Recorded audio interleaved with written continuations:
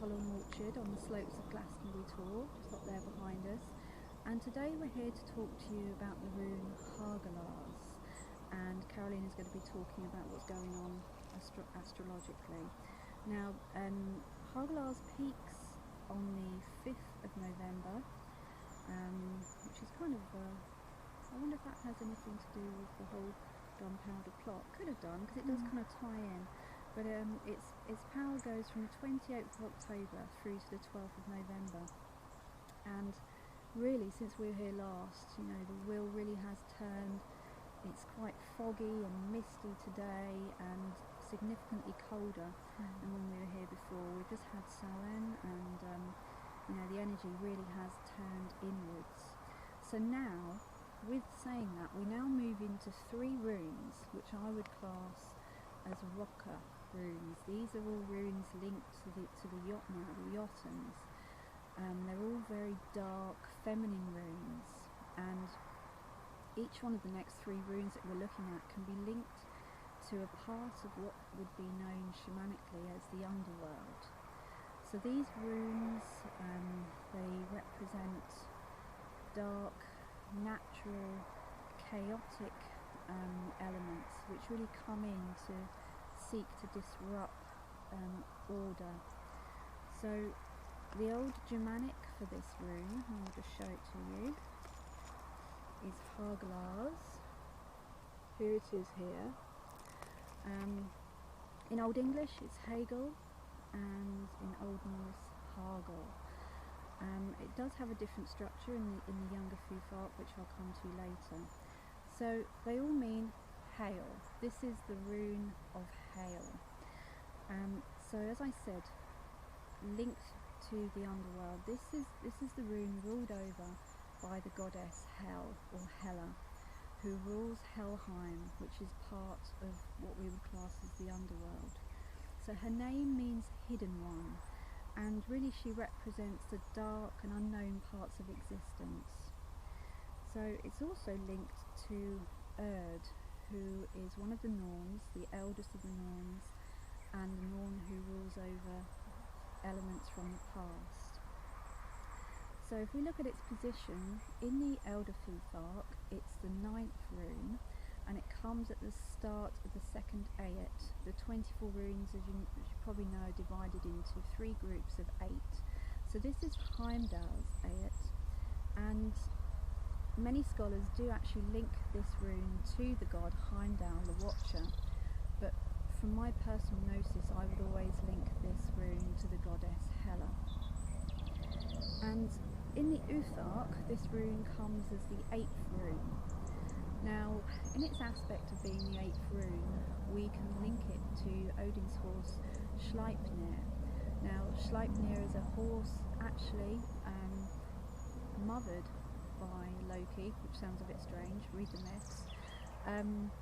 But the horse Sleipnir has 8 legs and is the steed of Odin. Now, Sleipnir is the only, oh look, was that a raven? That was, wasn't it? Oh, I always get that. Sleipnir is the only means of transport that can take people to Helheim. Now, Odin rode him to Helheim along the Helvegard, the Hel paths, as did Odin's son Hermod when he went to try to retrieve Galdr from Helheim. And an interesting thing, I won't go on too much about it, but traditionally coffins are carried by 4 people, and between them that would give 8 legs. And it seems to be a recurrent theme in various magical and shamanic traditions around the world, that the 8-leg aspect allows you to walk between the 2 worlds, the world of the living and the realm of the dead. So that's just an interesting thing. So as I said, it looks different in the younger Futhark. I'll just show you what it developed into later. Here it is, and we'll talk a bit more about that in a moment. So really I just want to talk to you about the 2 main aspects of the rune Hagalaz. The first one is its aspect as a hailstorm. So just think about a hailstorm. It comes suddenly, it's unpredictable, depending upon the size of the hailstones, it can cause all sorts of damage. You know, farmers dread hailstorms. It can ruin crops within seconds. You know, it comes fast and furious without warning.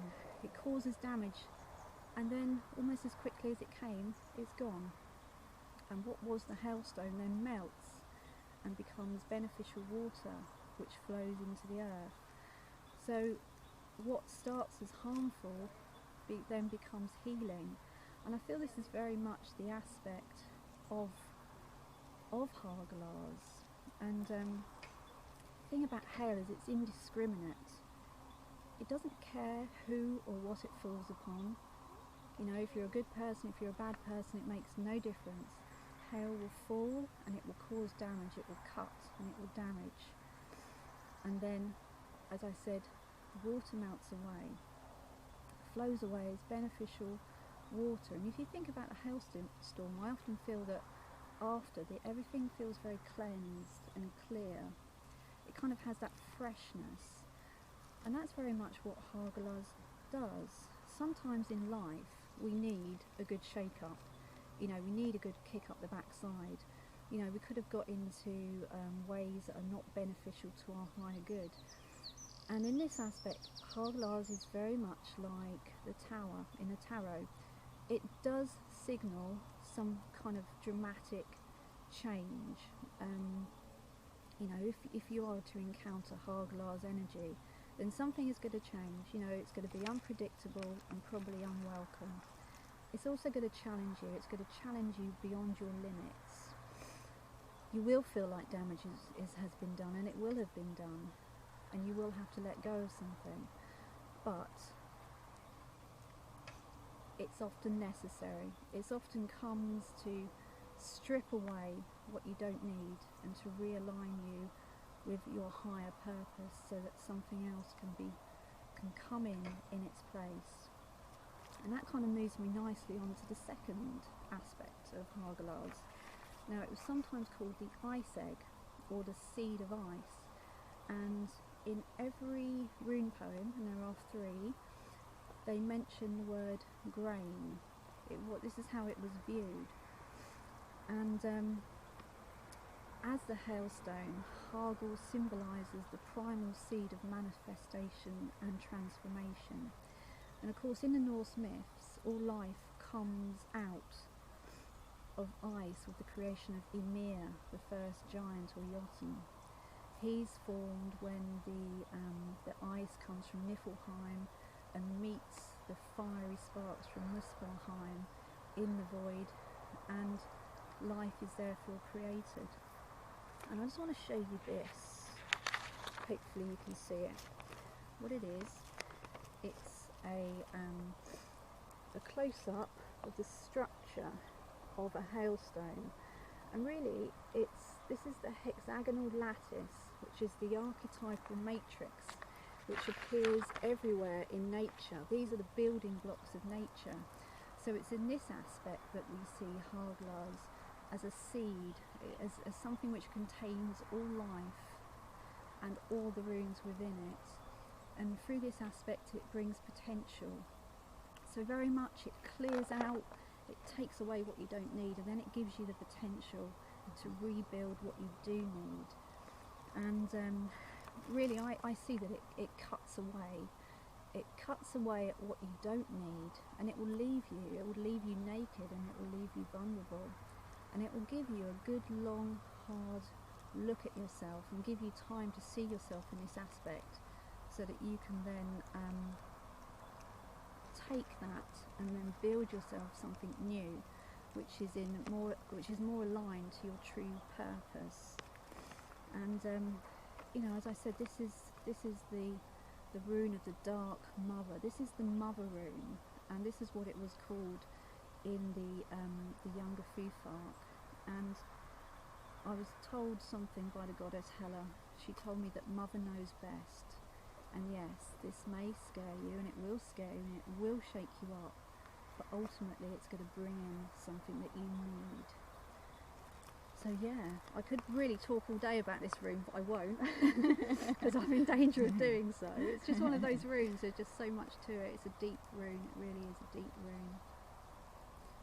So Carolina, over to you. I've gone on long enough, I really have, sorry.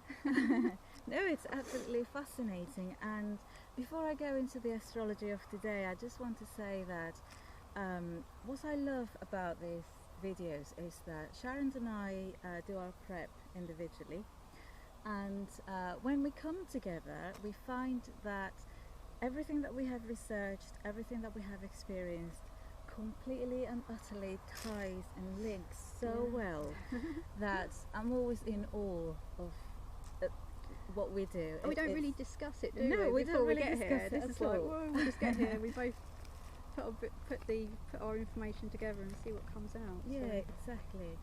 And what you have just said about the rune being deep and that there is a lot of information, that just pretty much sums up the energy of Scorpio. Yeah. And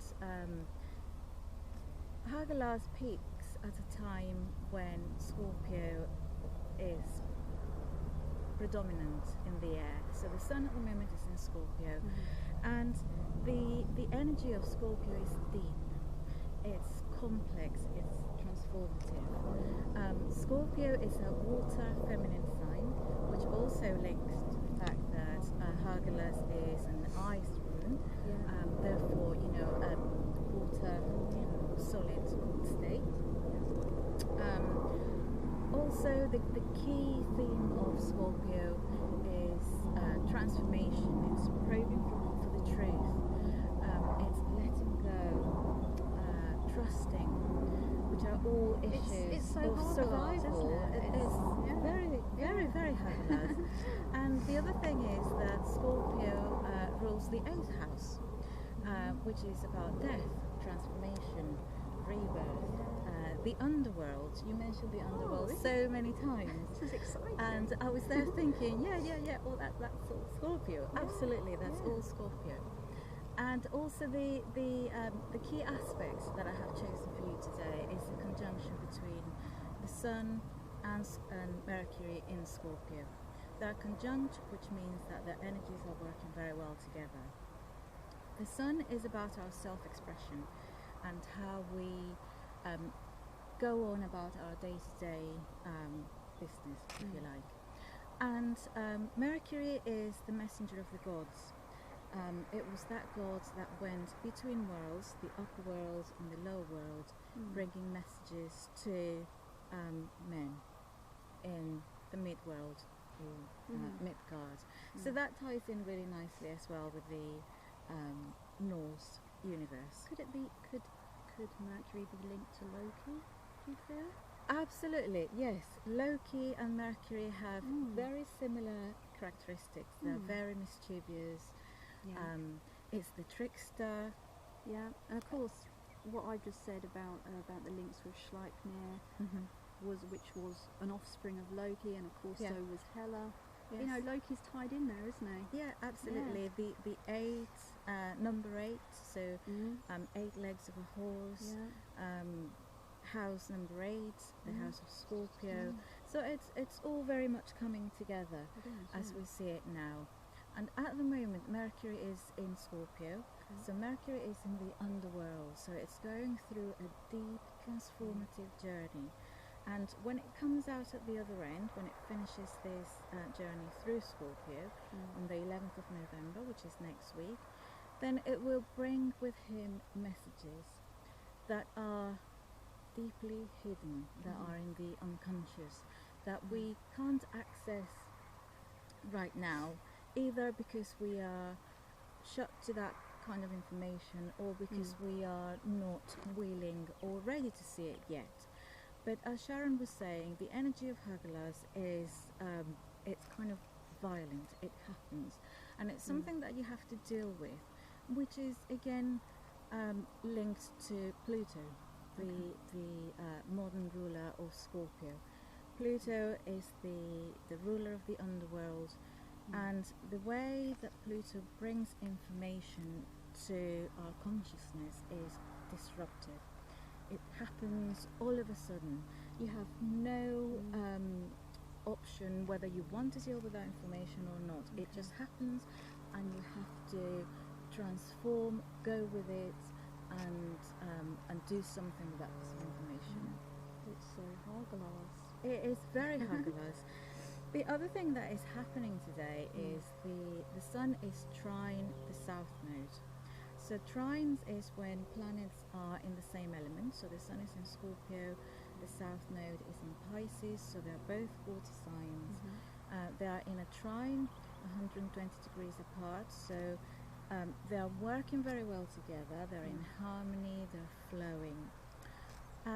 Now the south node is about the past, and it's about things that experiences, patterns that we become really familiar with, and that we become stuck in that past, because it's just so easy to fall back into a specific type of behaviour, which is what you were saying. And one thing I didn't say, which kind of ties in there, because I showed you the structure of the hailstone, and it's a repeating pattern. That's why hail can become so huge, because it kind of has that pattern and it repeats it and it grows, and it just, so because it's obviously linked to the past, what it can signify is like a pattern from the past which continues to be repeated in the present. And it's not until we're willing to look into that pattern, which is what hopefully we're doing with Mercury at the moment. We're going into the underworld, looking at patterns. Mercury has already made that conjunction, or that aspect, that aspect to the south node on Samhain actually. So Mercury was sextile the south node, not sextile, sorry, trine. It was trine the south node on Samhain, which is bringing all those aspects of our hidden world into our consciousness, so that we can deal with that pattern or look into it and be ready to develop it, integrate it, or develop it into our future. And that's a key theme for the next few days for us, the sun and Mercury being in aspect to the nodes, where we look backwards first before we can move forwards. But either way, we're being prompted to go through some kind of transformation, through a journey of rebirth that will develop our, and align us into something more efficient, or into something more more aligned with our soul, with our true purpose. Absolutely. Also, the if you don't know where your 8th house is, or where Scorpio is in your chart, you can get in touch, or you can easily go to astro.com and draw a chart for yourself, because it's really important to know or to find out where this conjunction takes place, the Sun and Mercury, because the house where this conjunction happens is where you will be undergoing some kind of transformation. I'll give you an example. If it happens in your 7th house, for example, then that can indicate that there is a potential for open and honest communication with partners. Not only romantic partnerships, but also business partnerships. So any difficult or challenging subjects that you may have gone through before are there, on the surface, to be explored and to be transformed. If it happens in the 11th house, if you have Scorpio in the 11th house, for example, then it means that the focus is on friendships and groups, and how you relate to like-minded people. But wherever it is in your chart, it has a more personal and meaningful relevance to you. So it's really, really important, for you to become acquainted with your charts, and so then you know how to harness the energies and how to work with them, really. So that's the astrology of today and the next few days. Okay, shall we do our Galdr? Yes, let's do that. Okie dokie. I'll just get my drum. stuck on this log. Oh dear. Right.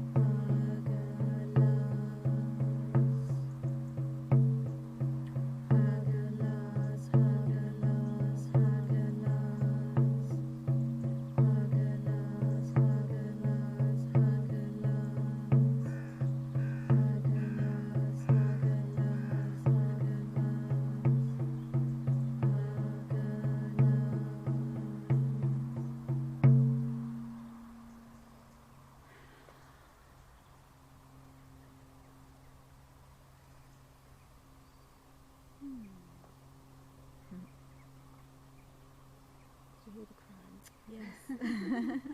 I almost smiled, or maybe I did a little bit. I think I did as well. Yeah. Odin always lets us know he's around when we're doing this, doesn't he? Yeah.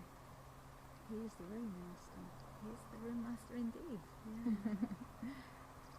So did you get anything from that? I kind of feel it is I kind of felt the harshness of it, and kind of felt the whole underworld aspects of that room. Yes, it felt like going inwards somewhere. Yeah. Which is very much what the energy of the earth has done now, isn't it? Everything's kind of turned inwards. Turning inwards, yes. Yeah. I didn't drum for too long because we've been talking for ages. There's just so much to say about this room, isn't there? Yes, it's been a slightly longer video this time. I mean, there's so much information. We could just sit here all day and talk about this room, couldn't we? And I just remember that I forgot to mention that Mercury is sextile Pluto today, which also fits in beautifully. Pluto is as I mentioned before, the modern ruler of Scorpio. So it's bringing all these messages up to the surface, and for us to do something with an idea or with a piece of information that perhaps has been stuck thus far, and now becomes apparent and more clear. And Pluto is kind of giving us that nudge. Come on, do something with it. Better get on and do something with it then, yes. haven't we? Yeah. Okay, so I suppose we should stop here really, shouldn't we? Yeah. We just sit here all day at the bottom of the tour and just talk about runes and astrology. Great. Why not? Which would be nice, but anyway, thank you for tuning in again. We hope you've enjoyed our runic and astrological insights on the rune Hagalaz. So yeah, as Hela said, you know, it may scare you, it will scare you, but ultimately it's for your own good. Mother knows best. Yeah, she certainly does. Okay, so tune in next time, and we will see you again for more runic and astrological insights. See you very soon. Okay, Bye. Bye. Bye.